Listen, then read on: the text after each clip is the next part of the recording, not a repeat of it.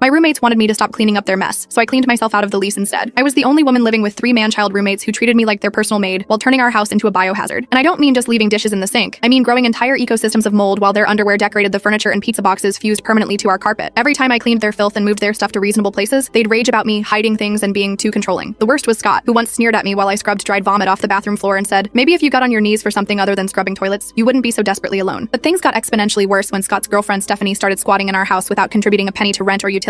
This girl didn't just stay over occasionally, she colonized our one bathroom with her entire Sephora inventory, while taking 2-hour showers twice a day until the hot water was gone and I was washing dishes in water cold enough to numb my hands. The bathroom became my personal hell with her products multiplying across every surface, her hair clogging the drain in thick, revolting clumps, used razors scattered around the tub, and bloody tampons left out on display like she was marking her territory. When I politely asked her to keep her arsenal of bottles in Scott's room so I could clean without playing Jenga with her skincare routine, she looked at me with dead eyes and said, "I'm not moving my stuff just because you have OCD." Scott immediately backed her up. "Stop being jealous that I have a girlfriend who's not a bottle of Lysol." I tried one last time to discuss the shower problem and walked right into an ambush, Stephanie smirking while the guys looked way too pleased with themselves. "If you're so tired of cleaning up after us," Scott said with that stupid grin, "then just leave our stuff where you found it, problem solved." They actually congratulated themselves on this genius solution while I stood there processing their smugness. That's when I smiled sweetly and said, "Okay, you got it." Malicious compliance became my new religion, and I was about to deliver a sermon they'd never forget. I knew their routines, their dependencies, and exactly how to use their own stupid rule against them. I started with the bathroom during my weekly deep clean. Instead of moving Stephanie's arsenal of products, I simply sprayed everything with scrubbing bubbles and let that industrial strength cleaner work its magic while still in place. Her $50 shampoo bar melted into expensive goo within minutes, and every bottle became permanently slick with a chemical film that made them impossible to grip without dropping. Scott's laptop became my next masterpiece when I found it plugged in across the main walkway for the 100th time. Following their explicit instructions, I left it exactly there and simply vacuumed around it, which meant I had to step over that cord repeatedly. Naturally, I tripped, sending his laptop crashing to the floor and yanking the charger out mid-game, causing him to lose some important raid progress that he'd been working on for hours. "You said to leave it where I found it," I reminded him innocently when he discovered his dead laptop later, but the pièce de résistance came when I found 6 pairs of their shoes scattered across the living room rug like they'd been having a footwear convention. Vacuuming needed to happen, but those shoes were exactly where they'd left them, so I simply rolled up the entire heavy rug with all their shoes trapped inside like a giant shoe burrito. I vacuumed while they searched frantically for 45 minutes late for work. "Where the hell are our shoes?" Scott screamed while Stephanie whined about missing her shift. I continued vacuuming calmly, taking my sweet time with every corner and crevice. When I finally unrolled the rug, revealing their shoes like some magic trick, they stared at me in speechless fury. "Oh look," I said cheerfully, "they were right where you left them." They called me a psycho beach and said I did it on purpose, but I simply reminded them I'd followed their instructions. After 2 weeks of this treatment, they were ready to negotiate, so I suggested we all split a cleaning service. "Fine, whatever, just stop with your petty bullshit," Scott muttered, and everyone agreed. The next day I came home with papers, when I knew Stephanie would be the only one there. "Found the perfect cleaning company, just need signatures," I announced, waving the documents. She grabbed them without looking up, asking, "Where do I sign?" while scribbling across multiple pages and complaining about the length. What she didn't realize was that she'd just signed herself as the primary leaseholder, taking over my portion of the rental agreement completely. That night, while they were all out drinking, I packed my belongings and left a note on the kitchen counter along with the lease transfer documents. "Congratulations, Stephanie. You're now officially a rent-paying resident. Since you love living here so much, I transferred my lease to you. Rent's due on the 1st. My phone exploded with texts and calls as I drove to my parents' house, but I felt nothing but sweet relief knowing I'd never have to clean up after those disgusting children again.